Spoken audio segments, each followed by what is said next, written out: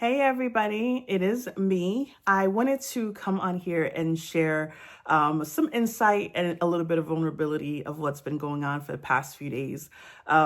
Just so you know, I am going back to get some treatments done. Over the weekend, I had my hematologist called and let me know that I need to get back on getting treatments because things were not looking as great. But I actually am not very concerned anymore.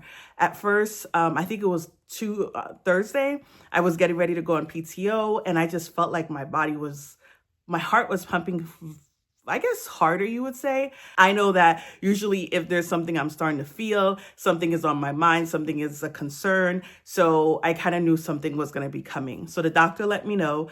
And I was telling my parents on Monday that I will have to be going back to get treatments.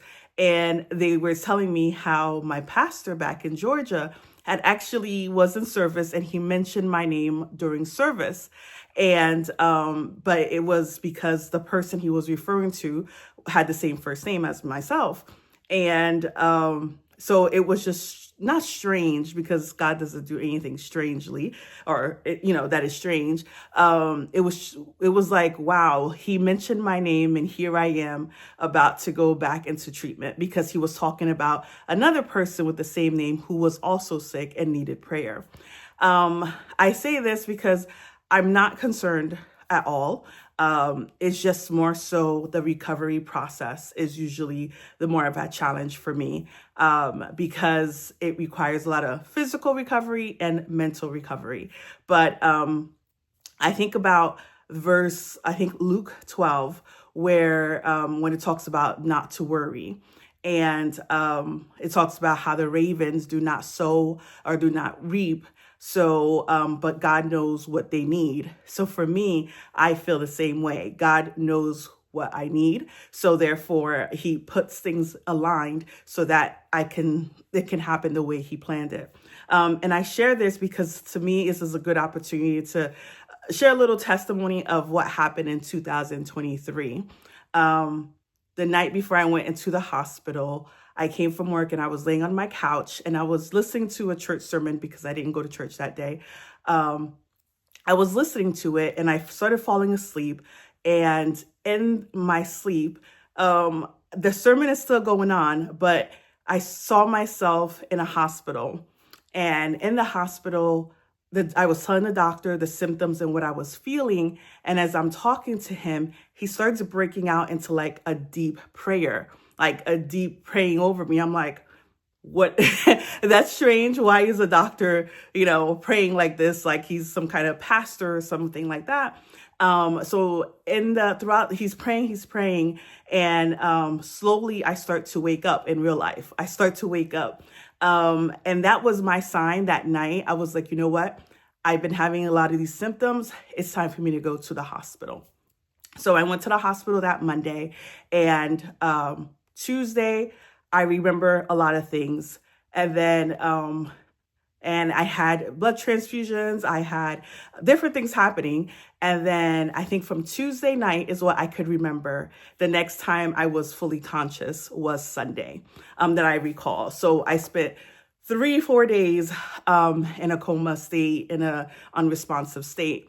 Now, I share this because when I woke up, my brother said to me that I guess your dream is right, because before I went to the hospital, I let everybody know what I experienced the night before, so they know what was happening. My brother said, I guess your dream was true because your pastor from Georgia came while you were unresponsive and was praying for you. And I was like, isn't that interesting? So for me, my pastor doesn't know that I'm going back into treatment. And nobody really did know because it was something I learned over the weekend, but it was like, God knows exactly.